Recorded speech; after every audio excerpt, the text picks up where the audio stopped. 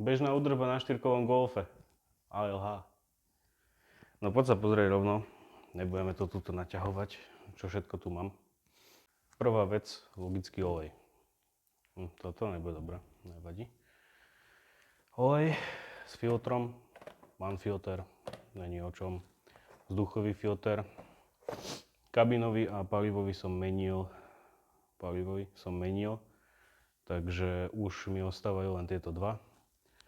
Do oleja tu mám aditívum od Metaltechu. Overilo sa mi, dával som ho do Bavoráka, dával som ho otcovi do X5, dával som ho do Audiny A8 a prečo ho chcem dávať sem je vlastne len jeden dôvod. Keď je teda vonku zima, tak je počuť hydroštely.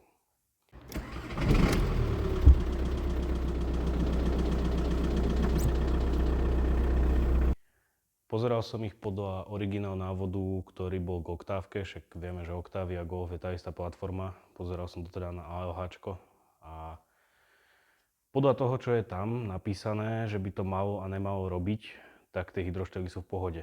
Vizuálne nejsú zodreté, vačka je tiež veľmi pekná. Takže tam nalajem hento. Mám tu šrob, samozrejme, hento febičko.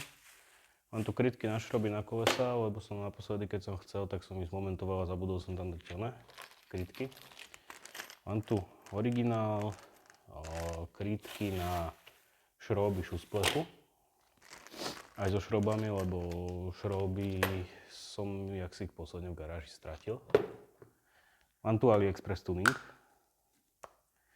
To majú nové škodovky na nalievanie, hej, a mne sa to strašne ľúbilo, tak som musel proste z toho AliExpressu za to objednať. Za 5 €. Potom tu mám ďalší tuning, toto je pre zmenu Allegro. To si ukážeme potom, to je držiak okuliarov, ktorý je namiesto madla, ktoré je teda na stropnici. A taká zaujímavá vec, ktorá mne teda odchádza tak 2-3 krát do roka. Hop.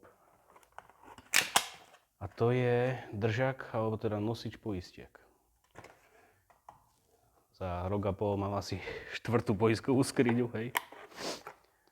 Neviem, či je to zrovna úsmevné, ale dobre. Mám tu rukavičky, lebo nachádzam sa v hodinovej garáži, rukavice majú. Ale rukavice majú, myslím, že M alebo S, ja potrebujem L, takže ja si nosím svoje. Dajú sa samozrejme aj tie MK alebo SK alebo čo to je, tak dá sa to samozrejme obliecť. Ale není to najlepšie, hej. Ja používam tieto Mercatory, tie sú perfektné, tie sme mali aj v robote a sú dosť tvrdé. Není ľahké ich roztrhnúť a zároveň majú takéto diamantové oné. Ukážeme si. Je to tam vidieť? Je. Majú taký ten diamantový vzor. Čo som robil a čo ešte budem musieť robiť, no... Ja som tak akože... Neviem, či som to už hovoril, že mi teče servo. Teraz zime to prestalo, lebo všetko prituhlné, tak logicky to nebude tec, keď sa v podstate zráža materiál. Tatko tvrdí, že to teče z riadenia ako takého. Ja tvrdím, že podľa mňa je to hadica.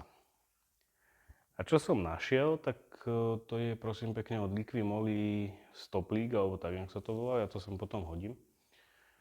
A to som tam nalial s tým, že uvidíme, čo to spraví, akože nemám problém to servo vymeniť, ale chcel som to už vyskúšať, no. A kúpil som prevodovku, robil som teda štarter medzi tým ešte. Kúpil som prevodovku, táto má problém so synchronom, to si môžeme potom ukázať, niekde by to malo byť aj natočené, však keď takto natočím. Ideme preč, už som si tu spravil hanbu. Čiže som kúpil prevodovku za nejakých 70 €, ktorá akože viem, že bola dobrá. Takže Golf bude v topu. Inak pekné je, že víkendovku mám v top stave a daily news, ktorou reálne jazdím, že viacej, tak proste škrábe synchrón, teče riadenie. Uvidíme, čo je zo spodku otečené, lebo to si tež nemyslím, že je zo spodu suché. Čo už, je to dejina, no. Ne, proste nejako na to extra nebol čas. Výhovorka, ja viem. Ale ja som majster výhovoriek. Vieš, robiť tam sú, len teda nejsú origo. Ale na to, že nejsú origo, tak mi až tak úplne ten kryt nedržia. Oni tam sú, ale úplne zbytečne. Čiže... ten tretí, ten sa len pretáča, takže to neviem, čo s ním spravím. Minulé mi nešiel ani povoliť, ani dotiahnuť, takže to bude ešte vtipné. I keď asi viem, čo s ním urobím, ale uvidíme. Tak sme mohli vidieť, je potrebné dať dole mierku, zároveň sú tu handry. To je super. Počkaj. Paráda. A otvorím si ešte totok. Sa to nestratí. No tak musel som podľa možností teda vyriešiť obraz, lebo teda nemám si kam položiť telefon so statívom, takže potrebujem Torx 25 určite. Vzhľadom na to, že do toho auta zasahoval aj niekto iný jak ja, tak tam určite není len Torx 25. Som si už istý tým, že mi ten kryt visí dokonca na 2 miestach, hej. Krásne. Aha, tak ono je to Torx 20. Aspoň u mňa teda. Zároveň by to asi chcelo nový kryt motora, lebo tento je... Jasné, je tam, ale je už taký horší. Povieme si to takto, hej. Ježiš do piče. Ukáž ten kryt. No, ten kryt je ešte dobrý. Toto nemôžem nikomu ukázať na to video, boha. Kde je tá baterka? To piči prevodovka jebaná ako kokos, to je olej alebo... Jasné. Prevodovka, tu teče asi gufero na kľúke. To je voda. Tuto mi tatko hovoril, keď sa tam pozeral, že mi teče olej, ale tam neteče olej. Ale turbína suchá, ja, to som rád. Ale to turbo je asi po repase, lebo vypadá byť fakt jak nové. Toto je super, toto sa mi ľúbi. Hej, inak všimni si, toto je jedna z mála 1.9, kde jazdí mladý chlapec a má to kat. Mala by to byť 19, ak si to ja dobre pamätám. A je. No, vyskúšam si novú račňu. Si kúpil teleskopickú, som frajer.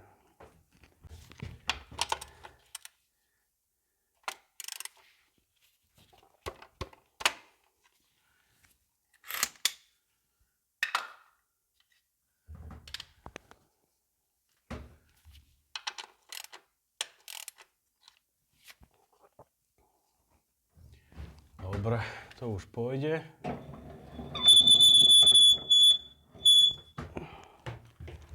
Ospravedlňujem sa používateľom slúchatok, ale však...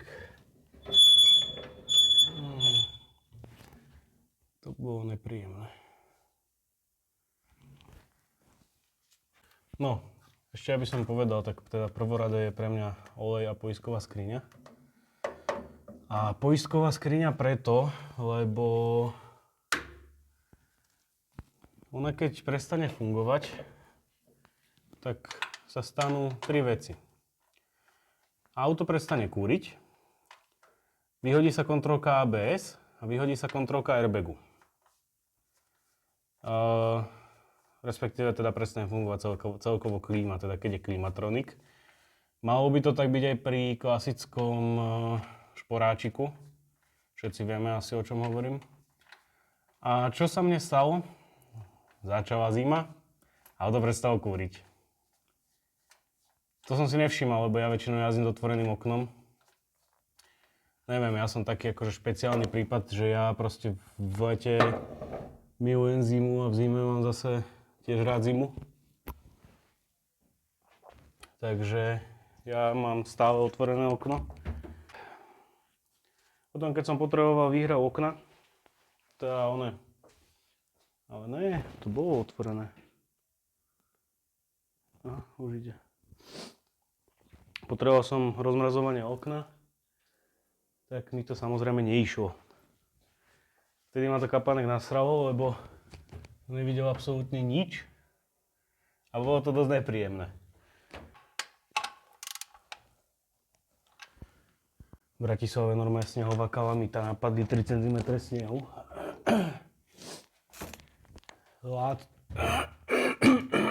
Pardon. Zima všade, tu neskutočná zima. -3, občas -7. Takže tu sa nedá vydržať. Hej, nejaký neskutočný ľad mám na kufri, aha. Tie srance si netreba všímať. Ja si to hovorím vždycky tak, že dokiaľ vtáky serú na auta, čo teda serú, lebo som to pred týždňom umýval, dokiaľ vtáky serú na auta, dovtedy není zima. Lebo ten vták ti proste v nejakej extrémnej zime proste lietať nebude.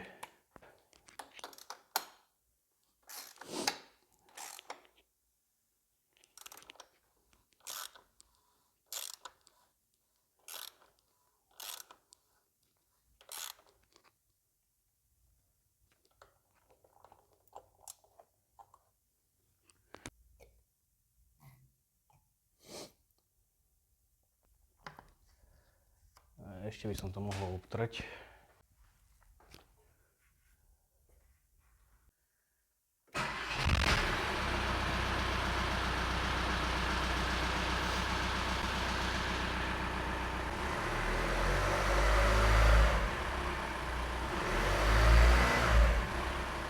No.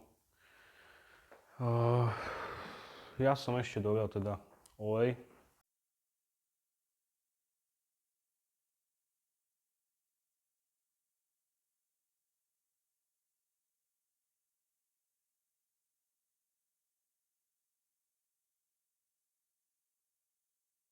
Takže ďalšia vec, ktorú idem robiť, je spomínaný držiak na slnečné okuliare. Na to potrebuješ vlastne len šrobovák a ten existujúci držak. Zavriem si kapotu, no privrem. Tu sú také krytky, kde treba vypáčiť šrobovákom plochým čo najmenším. To držať nebude. A krížovým šrobovákom, čo to mám, dáš si dole staré madlo. Šroby môže nakoniec nechať ešte aj v ňom, to nerobí žiaden problém. Máme to nainštalované. A rovno si môžeme vyskúšať funkčnosť. Sleduj toto. To nemáš. Nerezové nášlapy na pedále.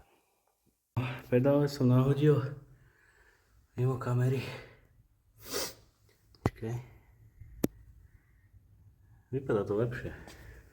Ešte by to chcelo trochu aj povysávať. Už mám odpojený mikrofón. Ja už idem domov, lebo už mi končí túto rezervačka. Áno, asi to idem ešte umyť.